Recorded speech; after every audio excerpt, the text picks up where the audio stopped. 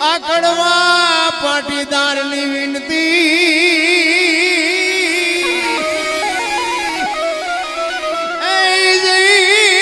તમે ને જોઈ આજુ રાજુ સરસ મજાનું દુર્ગાપુરમાં રામદેવજી કથાનું આયોજન કર્યું છે અને અમારે કંઈક તમારી હારે પ્રભાવના નાતા હશે, કાંઈ ગામમાં કાંઈ લેવા ને દેવા પહેલી વાર આવવાનું થયું, કાંઈક ઈશ્વરે ભેગા કર્યા રામ. પણ આવા ભગીરથ કાર્ય કરો છો ને હું તો બહુ રાજી થયો. પણ આવા ભગીરથ કાર્ય કરવા છતાંય જો આપણી માણસની એકતા ન થાય તો માંડવાનો કોઈ મતલબ નથી. મેઇન મુદ્દો આ છે. હું તો એવું નથી કહેતો ક્યાંય મારો હું ગમે ત્યાં પ્રોગ્રામમાં જાઉં, ઘણા મને બધાએ કીધું તમારે વિડિયા બહુ જોઈએ, વિડિયા જોઈએ, કાંઈ નહીં મળે. એમાં હું બોલ્યો એ કરજો. વિડિયા તો આખી દુનિયા જોવે છે, એમાં કાંઈ વળે નહીં. બાબુ સારું બોલે, એમાં મારું ને તમારું એકઈનું વળે નહીં. એ સારું જ બોલે બધા. તમે ક્યાં ખરાબ બોલો છો?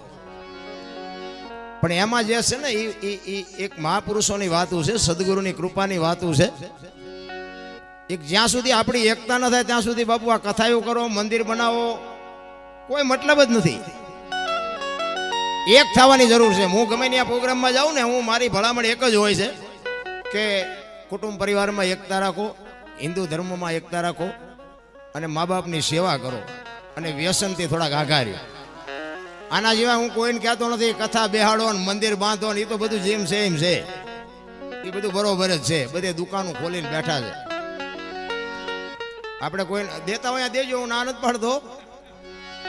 પણ મારો મેઇન મુદ્દો મા બાપને સાચવજો. મા બાપ છે ને જીવતા જાગતા ભગવાન છે.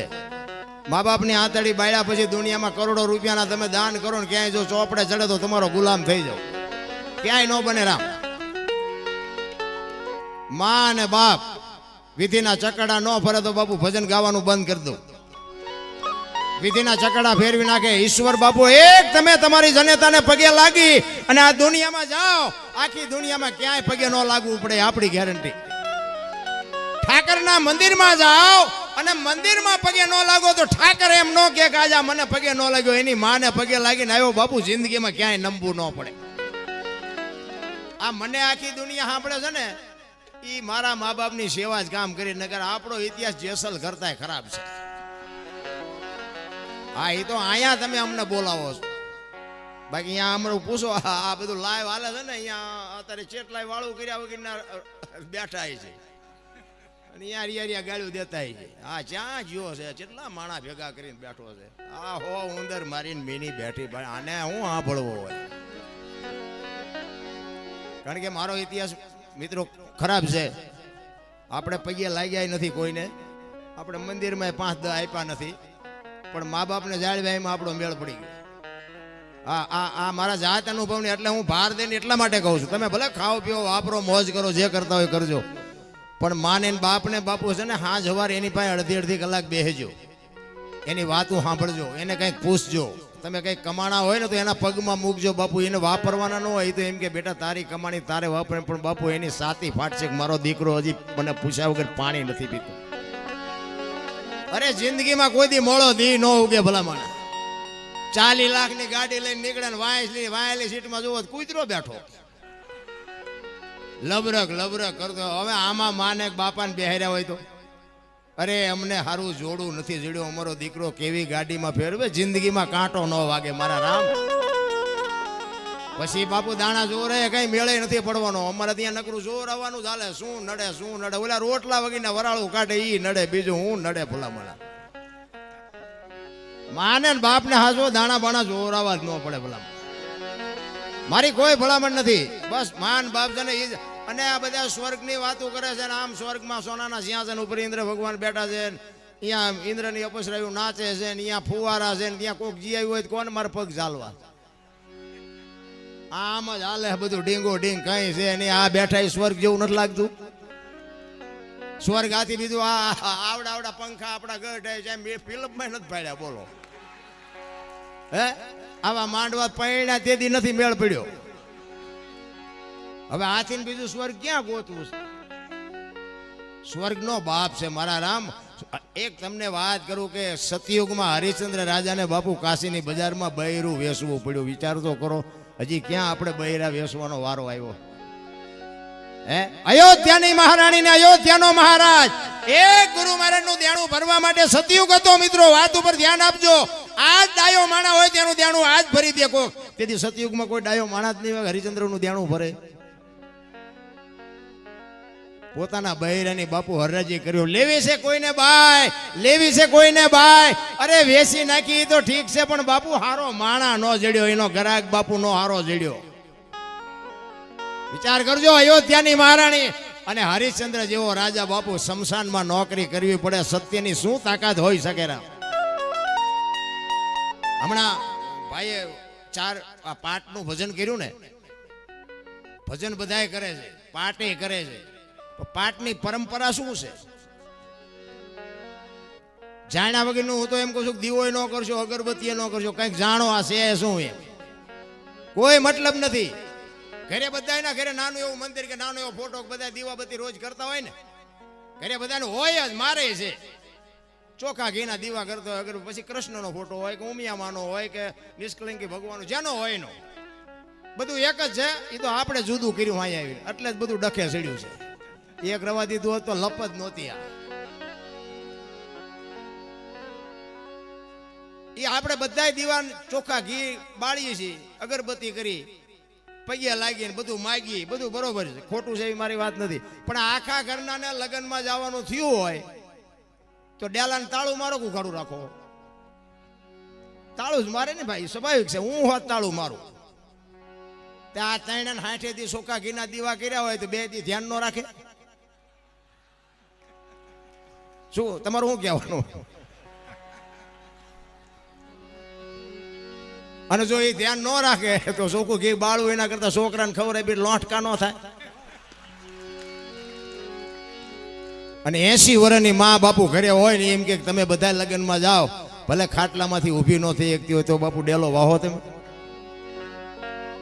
ભલે માં ખાટલામાં બેઠા ન થાય, પણ કોક આવશે ને તો એ રાડ પાડશે ને તો એ પાડોશીમાંથી કોક આવશે. સત્ય છે, અહીંયા કાંઈ દેખાતું નથી. અહીંયા બાપુ ઢગલા મીડિયા કરવા. હમણાં આ દિવાળી ગઈ ને ઓલો દરવાજો રહ્યો, અહીંયા સુધી અણકટ પૂર્યા હતા. ઓલો દરવાજો છે ને અહીંયા સુધી અણકોટ પૂર્યો હતો. અમે તો આવડો અણકોટ પૂર્યો ને આવડો અણકોટ. મેં કીધું આમાંથી જેથી ભગવાન જલેબીનું ઘૂંસડું ઉપાડે પછી જો કોઈ અણકોટ પૂરે પણ કહેજો. એ નથી ખાતો એટલે ઢગલા કરે છે. ઝૂંપડામાં કેટલાય ખાવું કરે, લ્યો કોઈ દેવા રાજી નથી.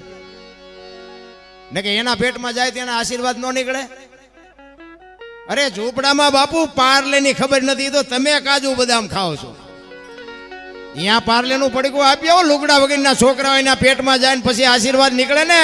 એ બાપુ ડોક્ટર એમ કે નહીં બચે તોય નો ઓલો મારી શકે. મારા રામ, કરવાની જરૂર તો હા છે. પૈસા વાળા હોય ને બધા સલામો મારવાના જ છે. આપણા ગામનો આપણને ન ખબર હોય ત્યાં ચમ ભેગા કર્યા છે. નો હોય ને મારવી પડે ને નડે. અરે બાપુ છે ને ગરીબ છે ને, ગરીબી છે. અહીંયા બાપુ કંઈક જો બટકો રોટલો આપી શકે ને તો મારા ઈશ્વરને નોંધ કરવી પડે.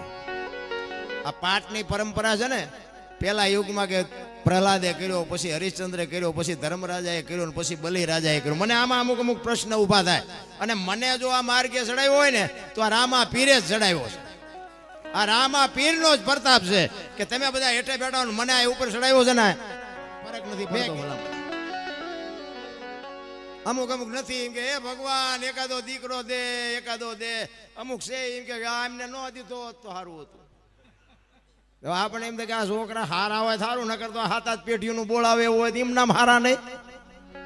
એટલે જ મહાપુરુષોએ કીધું કે જનુની જણ તો ભગત જણ જે, કાં દાતા કાં સુરવીર, નહીં તો રેજે તું વાંજણી મત ગુમાવ. આ બેનોને ખાસ કહું, સારા સંતાન માટે તો બાપુ છે ને સારા વિચારો જોવે, સારી વાત જોવે, સારો ખોરાક જોવે, સારા માણસો ભેગું બેહવું પડે. એમ નામ હારા દીકરા ન થાય. ધરાવીને દાનનો નીપજે, કુડવીને માડું નો હોય, જેળ જખરા નીપજે, જેની જનેતા હોતલ હોય. ભગવાન એકાદો હારો દીકરો દે. હારો છે અહીંયા ગોદામ છે. હારા દીકરા માટે તો બેનોને ખાસ કહું. મારી વાત કડવી લાગશે પણ માનો નો માનો, ફરીને મન નો બોલાવો કઈ ફેર નથી પડતો. આપણે આ પ્રોગ્રામ ઉપર રોટલા હાલતા નથી. મને હાચવી નો એટલું ભગવાને આપ્યું, કાંઈ ઘટતું નથી. પણ બાપુ છે ને અમુક વાતો મારા હૃદયમાં વાગે છે. અમુક જે ફેશન કરીને દીકરીઓ જે મા બાપની આબરૂ માથે પાણી ફેરવે ને ત્યાં બાપુ આ હૃદયમાં હબાકા આવે છે. હબાકા. અરે આ મા બાપે એક તમારા માટે આ દેહના કોથળા કરી નાખ્યા ને તમે એના હૃદય ઉપર પગ મૂકીને આ દુનિયામાં હાલતા થઈ જાઓ એટલે દુનિયામાં શું મા બાપ માથે વીતે. કહેવાનો મારો મિનિંગ એ છે કે ઉદરમાં સંતાનનો વિકાસ થતો હોય અને રામાયણ ને ગીતાના 5-5 પાના વાંચજો જો આપને ટેકો દેવું સંતાન ન થાય તો બાપુ આ ભજન ગાવાનું બંધ કરી દો. એમના મારા દીકરા ન થાય. રામ વહુ હારો ભેગા પાણી પૂરીઓ ખાતા હોય ત્યાં પરજા જેવી થાય. અરે કાંઈ ન વળે મારા રામ. શિવાજી અમને વાતું કરતા હવે શરમ લાગે છે. વાતું કેમ કરવી? રાણાની શિવાજીની ગંગા સતી પાનબાઈ મીરાબાઈ ગોપીચંદ ને ભરતરીની વાતું કેમ કરવી? ફેશન ફેશન ફેશન દી ઉઠાડી દીધો મારા રામ. દેહના પ્રદર્શન હોય. હું તો દીકરીઓને કહું તમે તો શક્તિ છો મારી માવડીઓ. તમે ધારો તો આજે દુનિયાને ભાળીને ભસ્મ કરી દો એ તાકાત છે. પણ હવે તમે દી ઉઠાડ્યો કોને કેવું? હૃદય નહીં ઊંડાણ નહીં મારી વાત છે. તમે કદાચ બગડી જાવ તો મારી આબરૂને કઈ નહીં થાય. મારા કોઈ પૈસા નથી બગડવાના. મારું કઈ જવાનું નથી. પણ એક બાપુ અંતરની વેદના છે ને એટલા માટે હું ગમે ત્યાં પ્રોગ્રામમાં જોઉં દીકરીઓને હું હાથ જોડીને કહું મારી વાત કડવી લાગે મને સીતારામ ન કરતા મારી મને ન બોલાવતા. પણ મારી વાત તમે એકલા ઘરે હોય કે હુતા હોય તેથી મારી વાતને તમે વાઘોળજો કે આ દરબાર ઓલા આવ્યા તે સાચું કહેતા હતા ખોટું કહેતા હતા. અને તમારો આત્મો અંદરથી બાપુ જો અવાજ ન કરે તો મેં ભજન ગાય એમાં ધૂળ પડી. 100% સોનું હોય ને સોનું જ કહેવું પડે. એટલે પાઠની પરંપરા છે ને પહેલા યુગમાં પ્રહલાદે કર્યો, બીજા યુગમાં હરિશ્ચંદ્રે કર્યો, ત્રીજા યુગમાં ધર્મરાજાએ કર્યો અને ચોથા યુગમાં બલિરાજાએ કર્યો. પ્રહલાદ વખતે કે હોનાનો પાઠ હતો અને હાથીને લાવ્યા હતા. હરિશ્ચંદ્રમાં રૂપાનો પાઠ હતો અને ઘોડાને લાવ્યા હતા. એટલું ઘટ્યું.